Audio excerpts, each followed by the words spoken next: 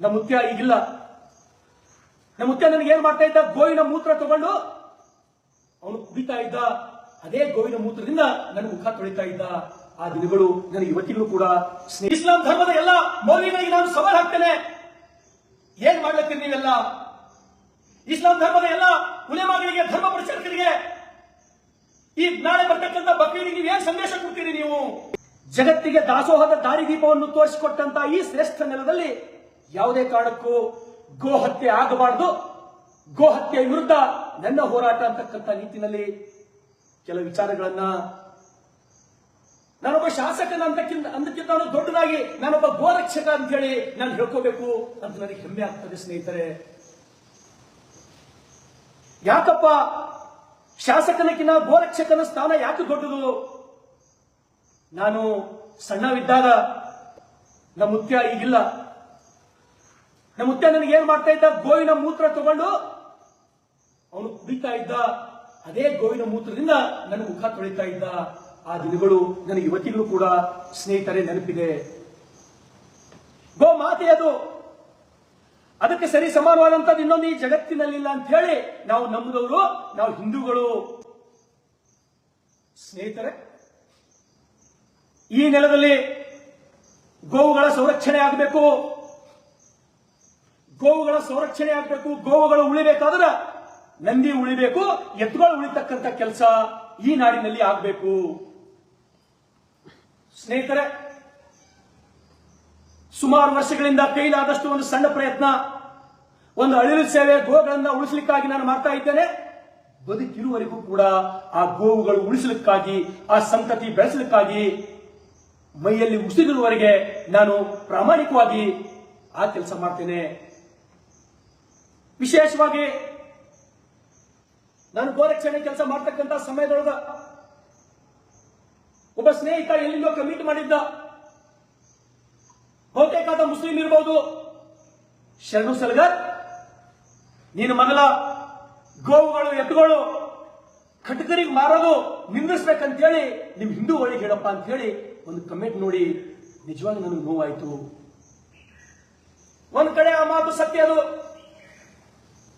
ಸಮಸ್ತ ಹಿಂದೂ ಸಮಾಜದ ನನ್ನ ಸ್ನೇಹಿತರಿಗೆ, ರೈತರಿಗೆ ಕೈ ಮುಗಿದು, ಈ ಬಸವ ಕಲ್ಯಾಣದ ನೆಲದಿಂದ ನಿಮ್ಗೆ ಕೈ ಮುಗಿದು ನಾನು ವಿನಂತಿಯನ್ನ ಮಾಡ್ತೇನೆ.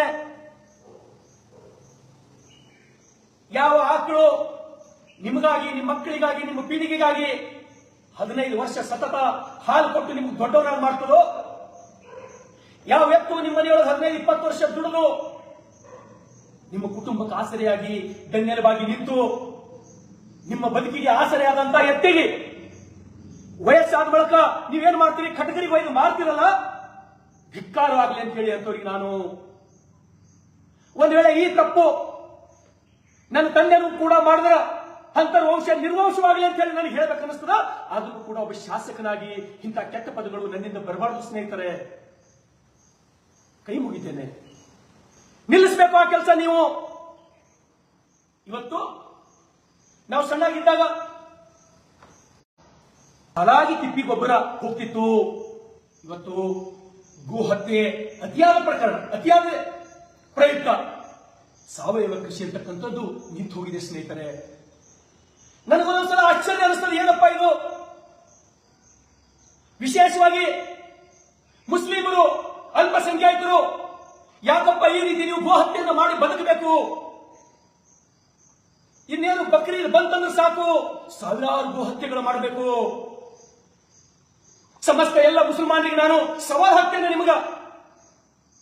ನೀವೇನು ಕುರಾನ್ ಪವಿತ್ರ ಅಂತ ಹೇಳಿ ನಂಬ್ತಿರಲ್ಲ, ಕುರಾನ್ ನೊಳಗ ಎಲ್ಲರೇ ಇನ್ನೊಬ್ಬರ ಧರ್ಮಕ್ಕ ನೋವು ಕೊಟ್ಟು ಬದುಕು, ನೋವು ಕೊಟ್ಟು ತಿನ್ನು ಅಂತ ಹೇಳಿ ಎಲ್ಲರೇ ಕುರಾನ್ ಬಳಿ ಹೇಳಿತ್ತು, ಅದನ್ನ ನನಗೆ ತೋರಿಸ್ರಿ.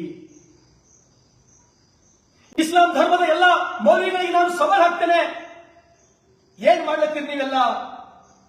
ಇಸ್ಲಾಂ ಧರ್ಮದ ಎಲ್ಲ ಉಲೇಮಾಗಳಿಗೆ, ಧರ್ಮ ಪ್ರಚಾರಕರಿಗೆ ಈ ನಾಳೆ ಬರ್ತಕ್ಕಂಥ ಬಕ್ರೀದಿಗೆ ನೀವು ಏನ್ ಸಂದೇಶ ಕೊಡ್ತೀರಿ? ನೀವು ಯಾವ ರೀತಿ ಸಮಾಜದಲ್ಲಿ ಜನರು ಬದುಕಬೇಕು ಅಂತ ಹೇಳಿ ಯಾವ ರೀತಿ ನೀವು ಸಂದೇಶ ಕೊಡ್ತೀರಿ ಹೇಳ್ರಿ? ಈ ಸಮಾಜಕ್ಕೆ ಹೇಳ್ರಿ. ಮೊಹಮ್ಮದ್ ಪೈಗಂಬರ್ ಅವರು ಏನ್ ಸಂದೇಶವನ್ನು ಕೊಟ್ಟರು? ಬಕ್ರೀದ್ನಲ್ಲಿ ಸಾವಿರಾರು ಆಕಳುಗಳಿಗೆ, ಲಕ್ಷಾಂತರ ಎತ್ತುಗಳಿಗೆ ಮೊಹಮ್ಮದ್ ಪೈಗಂಬರ್ ಬಲಿ ಕೊಡ್ಬೇಕಂತ ಹೇಳಿ ಎಲ್ಲರೂ ಹೇಳಿತ್ತಲ್ಲ, ನನ್ನನ್ನು ತಂದು ತೋರಿಸ್ರಿ. ಯಾಕೆ ಈ ಜಿದ್ದು ನಿಮ್ಮದು? ಈ ನೆಲದ ಶಾಸಕನಾಗಿ, ಬಸವ ಕಲ್ಯಾಣ ಮಹಾಜನತೆ ಸೇವಕನಾಗಿ ಗೋವುಗಳ ರಕ್ಷಣೆಯನ್ನ ಮಾಡ್ತೇನೆ. ಗೋವುಗಳು ಉಳಿಬೇಕು. ಸ್ನೇಹಿತರೆ, ಗೋಹತ್ಯೆ ಮನುಕುಲಕ್ಕೆ ತಟ್ಟಿನ ಒಂದು ಶಾಪ. ಅದು ಗೋಹತ್ಯೆ. ಗೋಹತ್ಯೆಯನ್ನು ತಡಿಲೇಬೇಕು. ನಾವು ಬಂದ್ ಮಾಡಲೇಬೇಕು. ನನಗೆ ವಿಶ್ವಾಸ ಇದೆ, ಈ ರಾಷ್ಟ್ರದೊಳಗ ಆರ್ಟಿಕಲ್ 370 ಅಂತ ವಿಶೇಷ ಸ್ಥಾನಮಾನವನ್ನು ರದ್ದಾದಾಗ ಗೋಹತ್ಯೆ ನಿಲ್ತಕ್ಕಂಥದ್ದು ಇದೇನು ದೊಡ್ಡ ಕೆಲಸ ಇಲ್ಲ. ಇವತ್ತು ಅಥವಾ ನಾಳೆಗೆ ಈ ನೆಲದೊಳಗ ಗೋಹತ್ಯೆ ನಿಲ್ಲಿಸ್ತಕ್ಕಂಥ ಕೆಲಸ ಈ ನಾಡಿನ ಸಮಸ್ತ ಎಲ್ಲ ಗೋರಕ್ಷಕರು ನಾವು ಮಾಡೇ ಮಾಡ್ತೀವಿ. ಇದರೊಳಗೆ ನಮಗೆ ಗೆಲುವಾಗ್ತದೆ. ಸ್ನೇಹಿತರೆ, ಈ ದೇಶದೊಳಗ ತಮಗೆ ಗೊತ್ತಿರಲಿ, ನಹುಷ ಮಹಾರಾಜರ ಒಂದು ಪ್ರಕರಣ, ಗಂಗಾ ಮತ್ತು ಯಮುನೆ ಸಂಗಮ ಆಗ್ತಕ್ಕಂಥ ಸ್ಥಳದಲ್ಲಿ ಚಮನ ಮಹರ್ಷಿಗಳು ಅತ್ಯಂತ ಸಂತೋಷದಿಂದ ತಪಸ್ ಮಾಡತಕ್ಕಂಥ ಸಮಯದಲ್ಲಿ ಗಂಗೆ ಮತ್ತು ಯಮುನಲ್ಲಿ ಚಮನ ಮಹರ್ಷಿಗಳು ಹೋಗಿ ತಪಸ್ ಮಾಡತಕ್ಕಂಥ ಸಮಯದಲ್ಲಿ ಬೇಸ್ತಾ ಬಂದು ಒಬ್ಬ ಮೀನುಗಾರ ಬಂದು ಬಲೆ ಹಾಕಿದಾಗ ಆ ಬಲೆಗೆ ಚಮನ ಮಹರ್ಷಿಗಳು ಬೀಳ್ತಾರೆ. ಬೇಸ್ತಾ ಗಾಬರಿ ಆಗ್ತಾನೆ. ಅಂತ ಸಮಯದಲ್ಲಿ